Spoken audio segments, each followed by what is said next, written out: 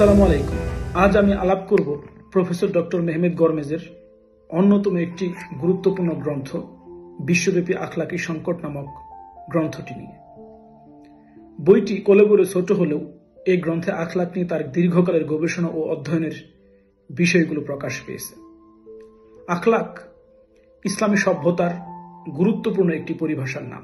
আখলাক শব্দটি আরবি ভাষায় এমন একটি শব্দ যা একই সাথে সত্তা ও অস্তিত্বের মধ্যে সম্পর্ক স্থাপন করে থাকে। অন্য কোনো ভাষায় এমন শব্দের অস্তিত্ব পাওয়া সত্যি বিরল। সৃষ্টি ও আখলাকের মধ্যে অর্থাৎ খালক ও খুলকের মধ্যে শুধুমাত্র একটি হরকতের পার্থক্য। এই অনুযায়ী খালক ছাড়া খুলক হবে না, আবার খুলক ছাড়াও খালক হবে না। মানুষের বাহ্যিক আকৃতি হলো খালক আর অভ্যন্তরীণ বিষয় হলো খুলক। খালক হলো মানুষের বস্তুগত অস্তিত্ব আর খুলক হলো আধ্যাত্মিক অস্তিত্ব। মহান আল্লাহ রাব্বুল আলামিন মানুষকে সৃষ্টি করে পৃথিবীতে পাঠিয়েছেন। আল্লাহ রাব্বুল আলামিনের অন্যতম একটি উদ্দেশ্য হলো তার বান্দারা পৃথিবীতে আখলাকের বিনির্মাণ করবে। রিসালাতে মুহাম্মদের উদ্দেশ্য আখলাকের বিনির্মাণ। উস্তাদ প্রফেসর ডক্টর মেহমেদ গরমেজ তার সুদীর্ঘ সময়ের অধ্যয়ন, উম্মার মহান আলেমগণের সাথে যোগাযোগ, বিভিন্ন অঞ্চল পরিদর্শনের ফলে লব্ধ জ্ঞানের প্রেক্ষিতে অসাধারণ পর্যালোচনার মাধ্যমে ইসলামী সভ্যতার পতনের পেছনে সক্রিয় কারণ হিসেবে চিহ্নিত করেছেন আখলাকবিহীনতাকে। তার মতে এই আখলাকের মাধ্যমেই ইসলামী সভ্যতা অতুচ্চ অবস্থানে পৌঁছেছিল, আর আখলাক হারিয়ে ফেলার কারণেই ইসলামী সভ্যতার পতন ঘটে এবং আখলাকবিহীনতার কারণেই আজ ইসলামী সভ্যতা পুনরায় ঘুরে দাঁড়াতে পারছে না। মরক্কোর বিখ্যাত দার্শনিক ও মুতাফাক্কির আল্লামা তোহা আব্দুর রহমানের মতে আল্লাহর পক্ষ থেকে যে মূল্যবোধের ভান্ডার পেয়েছে সেটাই হলো ফিতরাত, এবং একই সাথে এই ফিতরাত আখলাকের উৎস। মানুষ এই ভান্ডার বা মেমোরির মাধ্যমে তার মিসাকের কথা স্মরণ করে এবং এই মেমোরির মাধ্যমে তার রবের দিকে প্রত্যাবর্তন করে।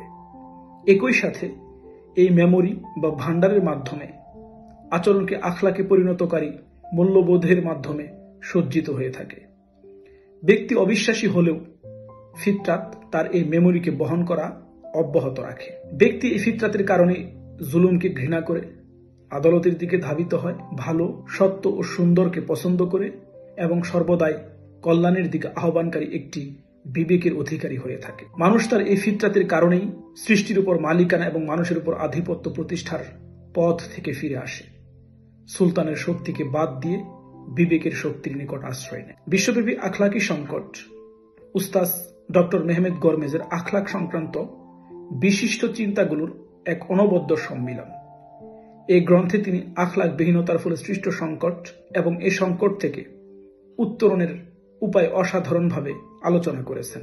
গ্রন্থের শুরুতেই বিশ্বব্যাপী আখলাকি সংকট শীর্ষক অধ্যায়ে উস্তাদ গরমেজ মতামত ব্যক্ত করেছেন। বিশ্বব্যাপী যে ভয়াবহ সংকট বিদ্যমান তা হল আখলাকবিহীনতা, আর এই সংকট এতটাই সর্বব্যাপী পৃথিবীর কোনো প্রান্তের মানুষই তা থেকে মুক্ত নয়। উস্তাদ গরমেজ আখলাকি সংকট সৃষ্টি হওয়ার কারণ হিসেবে বলেছেন, আজ বিশ্বব্যাপী যে আখলাকি সংকট বিদ্যমান এটি মূলত অর্থবহতার সংকট, অর্থাৎ অর্থহীনতা থেকে সৃষ্ট একটি সংকট। বিশ্বব্যাপী আখলাকি সংকটের মূল কারণ হল মহাবিশ্ব, মানুষ, সৃষ্টি জগতের অর্থ ও এই সকল সৃষ্টির উদ্দেশ্যকে হারিয়ে ফেলা। উস্তাদ গরমেজ দেখিয়েছেন মানুষের উপর অর্পিত দায়িত্বসমূহ মানুষ কেবলমাত্র আখলাক, আদালত ও মারহামতের মাধ্যমেই পালন করতে পারে।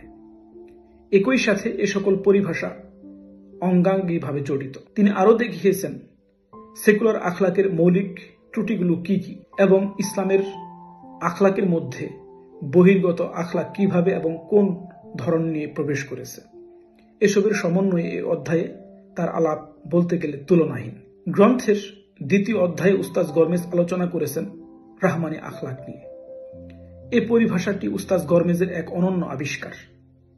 মহান আল্লাহ রাব্বুল আলামিনের আর রহমান নাম এবং আসমাউল হুসনা কিভাবে আখলাক ও মূল্যবোধের উৎস হিসেবে ভূমিকা রাখে তা এখানে তিনি তুলে ধরেছেন। একই সাথে মহান রবের রহমান নামের সর্বব্যাপী রহমত ও আখলাকি মূল্যবোধ কিভাবে আমাদের জীবনে ভূমিকা পালন করে তা তিনি তুলে ধরেছেন। আসমাউল হুসনা কিভাবে মূল্যবোধের উৎস হয়ে উঠতে পারে, এ প্রবন্ধে উস্তাদ গরমেজ তা সর্বোৎকৃষ্টভাবে হাজির করেছেন। পয়গামী মোহাম্মদের উদ্দেশ্য হিসেবে আখলাক শীর্ষক ৩য় অধ্যায়ে উস্তাদ গরমেজ যে আলোচনা করেছেন তার প্রতিটি লাইনই এক একটি গুরুত্বপূর্ণ মূলনীতি বলে আমি মনে করি।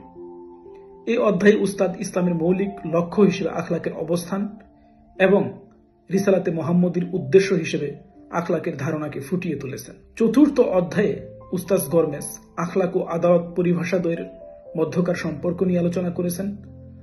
আখলাক ও আদালত নামক এই অধ্যায়ে তিনি তুলে ধরেছেন আদালতকে আমরা অত্যন্ত সংকীর্ণভাবে বিবেচনা করে থাকি, অথচ আদালত একটি সামগ্রিক অর্থ দেয়, শুধুমাত্র আইন সম্পর্কীয় কোনো ধারণা নয়।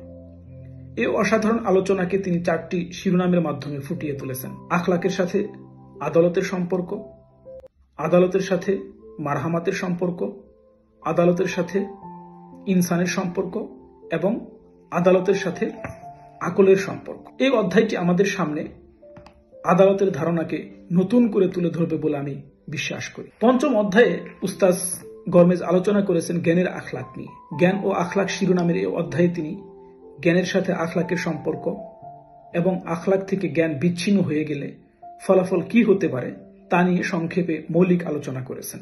আখলাকের ক্ষেত্রে জ্ঞানের আখলাকের ভূমিকা, জ্ঞানের আখলাক ও নিরপেক্ষতার আলাপ, ইসলামী সভ্যতায় জ্ঞানের আখলাক নিয়ে উস্তাদ গরমেজ এখানে অসাধারণ সারগর্ভ আলোচনা করেছেন। অতঃপর উস্তাদ গরমেজ আলোচনা করেছেন জ্ঞান, আখলাক এবং বিশ্ববিদ্যালয় প্রসঙ্গে। জ্ঞান, আখলাক এবং বিশ্ববিদ্যালয় শিরোনামের ৬ষ্ঠ অধ্যায়ে তিনি জ্ঞানের চিন্তাকে নতুন রূপে হাজির করেছেন, যা যে কোনো বিচারে অনবদ্য।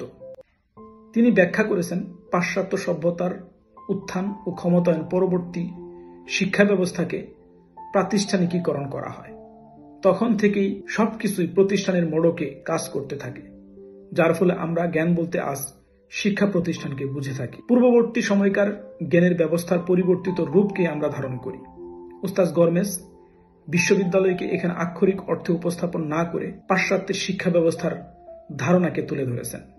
একই সাথে আখলাকের সাথে জ্ঞান, জ্ঞানের সাথে বিশ্ববিদ্যালয়, আবার এই তিনটির মধ্যকার সম্পর্ককে তিনি তুলে ধরেছেন। ৭ম অধ্যায়ে অর্থাৎ কঠিন সময়ের আখলাক, এটি উস্তাদ গরমেজের অত্যন্ত গুরুত্বপূর্ণ একটি আলোচনা। কঠিন সময়ে আখলাককে রক্ষা করা সবচেয়ে কঠিন এবং একই সাথে সবচেয়ে বড় চ্যালেঞ্জও। এ অধ্যায়ে উস্তাদ কঠিন সময়ে আখলাক সম্পন্ন হয়ে টিকে থাকার পদ্ধতি নিয়ে আলোচনা করেছেন।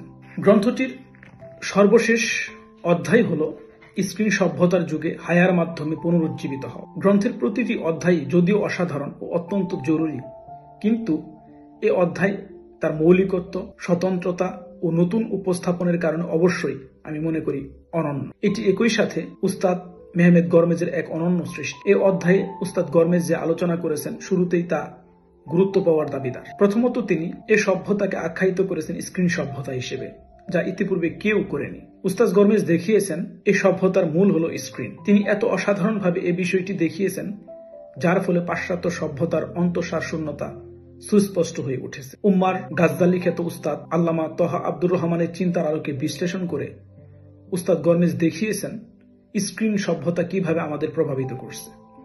উস্তাদ গরমেজের ভাষায় সোশ্যাল মিডিয়া আমাদের ইদ্রাকি ক্ষমতাকে হত্যা করে মানুষকে 3টি রোগের মুখোমুখি করেছে।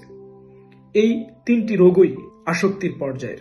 যুগের গাজদালি নামে পরিচিতি লাভকারী মরক্কোর প্রখ্যাত আলেম ও দার্শনিক তহা আব্দুর রহমানের ভাষায় বললে এই রোগ 3টি হল তাফাররুজ, তাজাসসুস এবং তাকাস্সুফ। অতঃপর তিনি প্রতিটি পরিভাষাকে ব্যাখ্যা করেছেন, সময়ের সাথে সম্পৃক্ত করেছেন, যা আলোচনাকে নতুন মাত্রা দিয়েছে। একই সাথে উস্তাদ গরমেজের যে অসাধারণত্ব, সে আলোকে তিনি শুধু সমস্যা নিয়ে আলোচনা করেই ক্ষান্ত হননি, বরং তিনি সমাধানমূলক আলোচনাও পেশ করেছেন।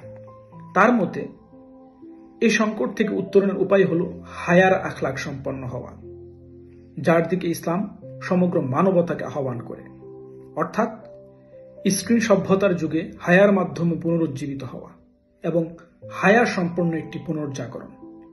এর মাধ্যমেই উস্তাদ গরমেজ তার আলোচনার সমাপ্তি টেনেছেন। স্ক্রিন সভ্যতার যুগে নিজেদের উজ্জীবিত করতে হলে, সংগ্রাম করতে হলে, ইসলামী সভ্যতাকে নতুনভাবে জাগরিত করতে হলে আখলাক আবশ্যক। আখলাক ব্যতীত কখনোই ইসলামী সভ্যতার পুনর্জাগরণ সম্ভব নয়। আর সত্যিকার আখলাক সম্পন্ন ব্যক্তি হিসেবে গড়ে ওঠার ক্ষেত্রে এবং আখলাক ভিত্তিক জাগরণের নেতৃত্ব দেওয়ার ক্ষেত্রে এই গ্রন্থটি অসাধারণ ভূমিকা পালন করবে বলে আমি বিশ্বাস করি। সবাইকে অনেক ধন্যবাদ। আল্লাহ হাফিজ। আসসালামু আলাইকুম।